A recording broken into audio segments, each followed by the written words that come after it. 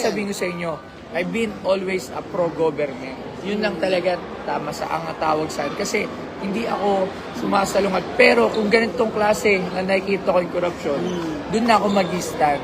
I've always been abiding citizen. Lagi ako sumusunod kung ano ang binibigay ng gobyerno. Yun talaga kasi ako. Kasi I'm a businessman. Kailangan ko, hindi ako gumawa ng mga bawal. Pero ngayon, na nandito tayo, nakita natin, nasaksiyan na natin yung iba't ibang kwento na lumabas sa Senado, sa Kongreso. Sobra na. Doon na, hindi na para manahimik, hindi na para sumunod. Kaya nga nandito tayo ngayon is to stand on our own at para may paliwanag din at mahingi din at makita din natin ano ba talaga. Obvious naman, it's very obvious that we've been robbed. Oo, tama. It's very obvious eh. So, Inakawan nila tayo. Walang sacred cow, walang sacred buhaya. Kailangan lahat managot. At lalo na si Romualdez. Wag naman yung lagi na lang siya exempted, di ba? Kasi para naman siyang lahat, walang kahit sino. Lahat, kahit sino. Sinabi nyo. Hindi yung pinunta ng mga kaibigan ko nandun eh. Kaya magkakasama kami ng mga tropang hip-hop. Nandun na sila. Kasi nga, gusto nila mapanagot lahat. Kumbaga, walang hindi isasama. Oo, kasi ito na yung pinaka-crucial na time para sa bansa natin. Na tayo mismo mga tao na bumuboto, nagbabayad ng tax, at may mga anak tayo at mga apo, ay tayo mismo ang nagde-demand sa ating gobyerno at mga ahensya ng gobyerno na kagaya ng DOJ, di ba? Ombudsman, na lahat dapat managot. Walang exempted. Hindi ko ba? Saka mapayapa naman yung rally sa peaceful rally and protest against corruption and everybody that's involved in the corruption. Correct. Hindi lang yung, kasi di ba, corruption lang, panagutin. Ito is everybody who's culprit dito is kailangan managot. So, lahat.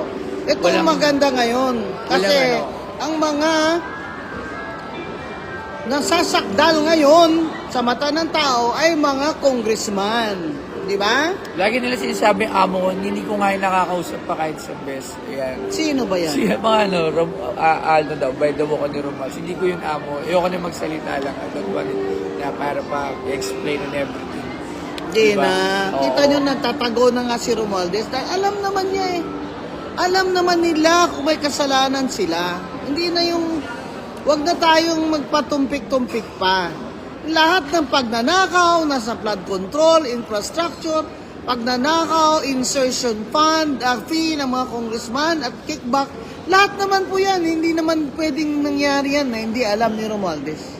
Yan po talaga ang not logical na conclusion sa sinasabi ng mga kontraktor at taga DPWH na sumuka na nagbibigay sila ng up to 25% plus 5% sa insertion fee.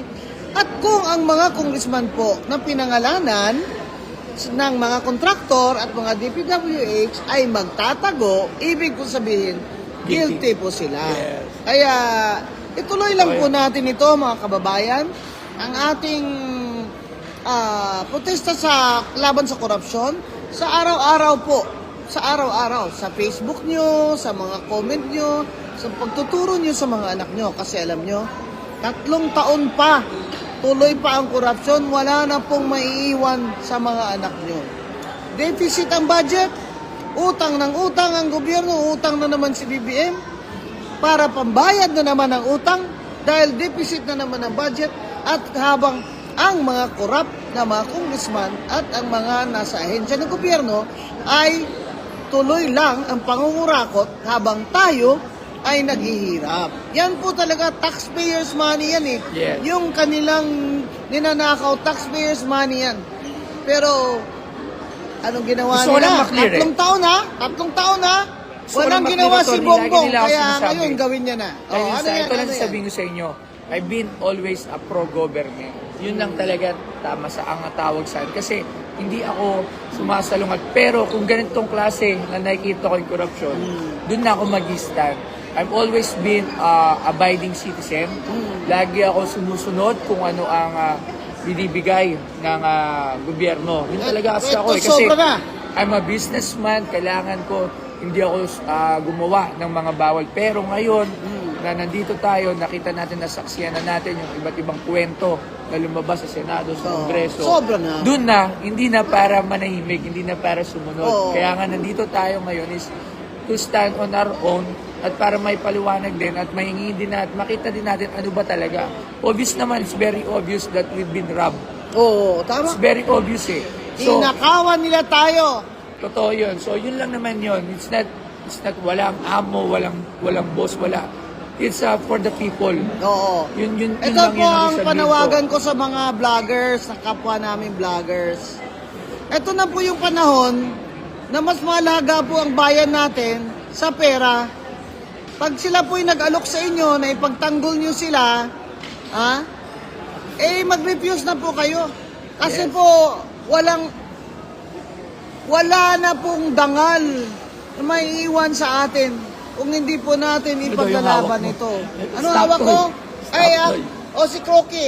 Ikaw na pala nito, attorney. Si Crocky. Asa si Sir Jack pala? Ay, wala pa. Nasa si Jack? Shout out mo si Tito Chabit. Sino? Manong Chabit. Manong Chabit, ayan. Hindi ako nakapunta nung press con. Sayang talaga. Na-invite niyo na ako way before pa eh. Punta tayo kay Manong Chabit. Punta tayo. Ayan, Manong Ha? Chabit, ayan. Kachat ko siya kahagabi. So, Ito ibibiding ito sa kay Boss Toyo. Ibibiding. Pipirmahan ko dito. Bibiding ito At ang mariraise na pera ay bibili ng wheelchair ng batang may cerebral palsy. Ayan, Bisita ka sa Crocky. Pornstar. Bisita ko doon. Tapos tingnan nyo, may diamonds. Daming diamonds. 400 billion. Nandito po. di ba, Nandito po yung mga, Invite niyo na lang sila to Ayan. come here. yes. Ha? Ako, sa mga followers ko, makiisa tayo. Oo. Let's stand on our own kasi kailangan natin to para sa mga anak natin. We're not here para manggulo. Nandito tayo para pananagutin lahat. So, yun lang naman yun eh. Lahat. Punta kayo sa Luneta ngayon. Andito kami. Hanggang maghapon. Stand up and be counted. Be Magmamarch din counted. kami sa EDSA. After this, we're going to Tapos EDSA. galing dito, pupunta kami ng EDSA. Ano po? Ako naman, pag kaya pa ng tuhod ng lola nyo, ay lalakad pa ako ng Camp Aguinaldo mamaya dahil nandun naman ang mga retired na mga AFP officers at nakikisali sa ating protesta. Yung sa EDSA po ba sino po rally ko? Sa Trillion March, di ba? Oo, ang EDSA, mix-mix. Mga church, mga schools. Ayan, so papunta na kami doon. Dala doon na yung mga Nandyan po kaibigan sa natin. EDSA ang grupo Luneta. ko, yung Wag Kang Kukurap. Yun po ay grupo ng mga economist sa Pilipinas. At Ano pa pangalan? Wag Kang Kukurap. Wag Kang Kukurap. Oo, yan. Yan po ang grupo ko mamaya. At nandyan din po siyempre yung mga EDSA 1. Yan. Mag-reunion po tayo dyan sa EDSA. Yung kaming mga lola nyo ay pupunta na dati nasa EDSA 1 ay pupunta po ngayon sa EDSA. Ayan. EDSA 3 na. Three na ba? Ano, yung hirap yung EDSA 2 eh. Diba? Oh. So, papunta na. Punta Punta na muna tayo tayo. doon. Alam doon yung mga kasama namin ng hip-hop. Yung sila Omar Baliw, sila Superfly. Yun. Sila Yinas, papunta So, kami doon. magmamarcha si Boss Toyo. Yes, tsaka so, si Ma'am. Maglalakad tayo, magmamarch tayo papunta doon. Ito mga kaibigan ko dito sa naghihintay na maglakad ako, sasama sila. Okay. Ha? So, tara na. Okay. Let's go! Okay.